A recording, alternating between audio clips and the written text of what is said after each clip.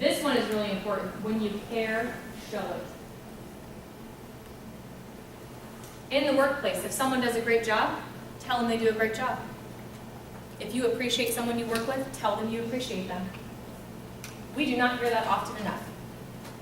A lot of times we only hear about the things that are bad, right? Because we expect, just like we expect to have a good day, we expect to come to work, do our job, have a good time, have fun, be accurate and productive, and go home. But we're not usually told that we do a great job, so share that with each other, right? And sometimes we are told that, and that's great. But if you are doing a great job, you should know it. If you appreciate someone you work with, they should know that. Okay? Let's see. Tackling a tough conversation, not avoiding the inevitable. That helps you manage conflict better. Okay? Like I said earlier, most of the time people do not like conflict. Having a conflict with another person is uncomfortable. There are often assumptions made about why that other person has a conflict or what the situation is. You've probably validated yourself with someone who can relate to the situation, who's emotionally invested, right? So it's really thinking about it from a bird's eye view, right? What are the facts? And then how can we both come out win-win? So most of the time we address those situations as win-lose, right? But how productive is that? It's not. It is not productive. Okay? So how do you incorporate emotional intelligence at either specialty? Well, like I said, you guys already do a really good job with this. I hear great things about you guys all the time. Well, and I talk about you guys a lot. I always refer people to you because I think you're awesome. But when you look at these, and I have these typed out on your page, and I want you to make some goals. Okay, so from what you've already learned, you can copy some of the strategies over from the page before. But just write down a couple things. How am I going to incorporate what I've learned today into these competencies? So integrity, your judgment, making sound decisions, right? Making your decisions based on facts and what's best for your patient and for others. Okay, that might be, listening to others, actively listening, creating that win-win situation. Your values and ethics. Respect for other people, being transparent and objective, holding yourself accountable and your team members accountable, and then your self-awareness. We've already talked a lot about what that means today. Okay.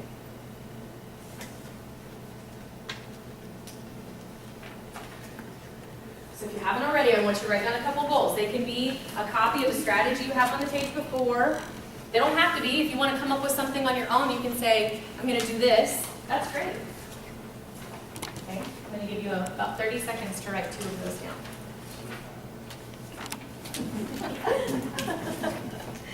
What did he say? So I think I'll sleep on it. Sleep on it? Yeah. Write it down tomorrow. You can do that. You can write it down tomorrow. But you have to write it down.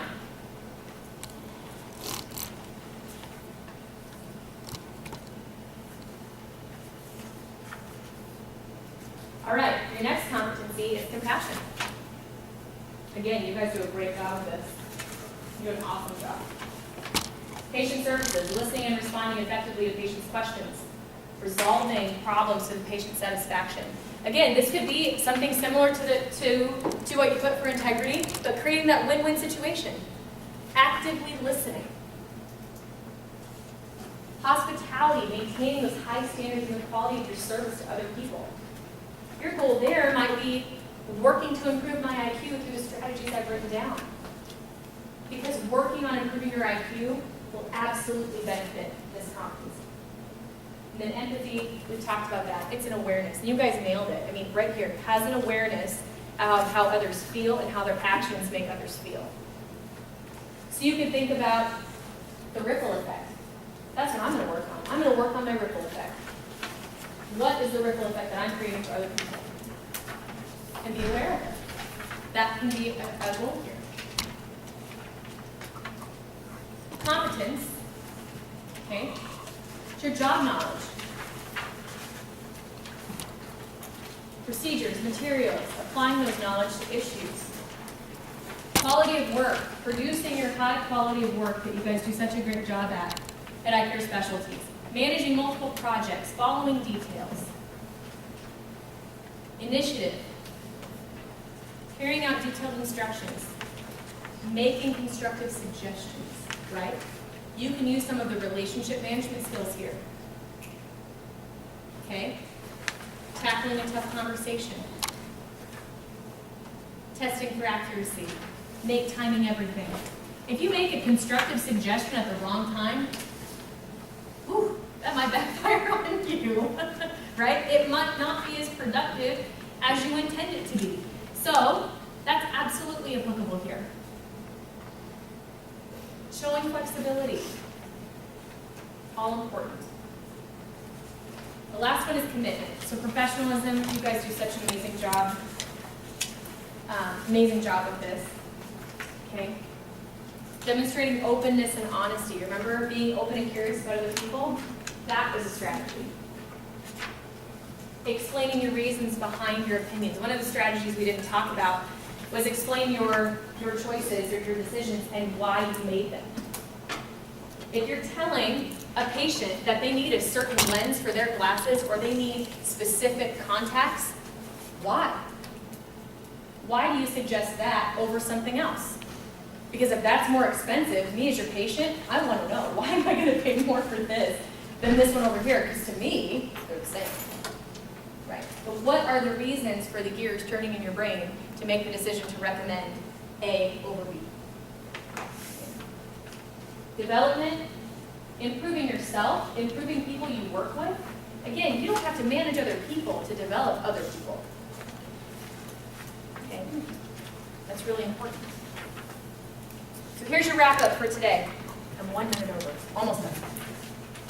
Become emotionally literate. Make an effort to improve your EQ. You will be more successful in your job if you do that. Okay? Check in with yourself. And this PowerPoint will go out to everybody.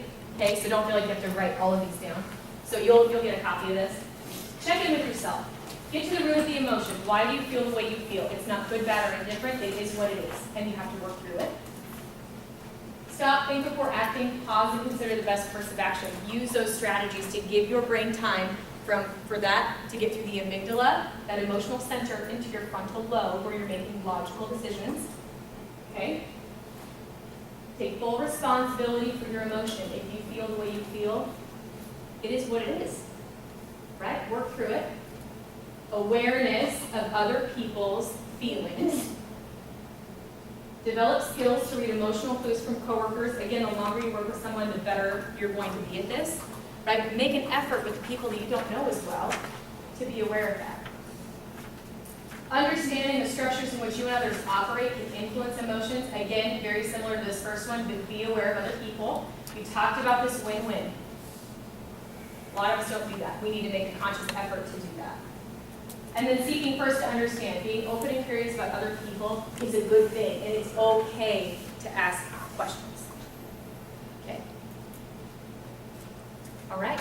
Again, like Sarah said, that's the basic overview of emotional intelligence. It's extremely fascinating. There's so much that has been done with it in the workplace, but I hope you enjoyed today and the basic overview. So thank you very much for coming. Thank you.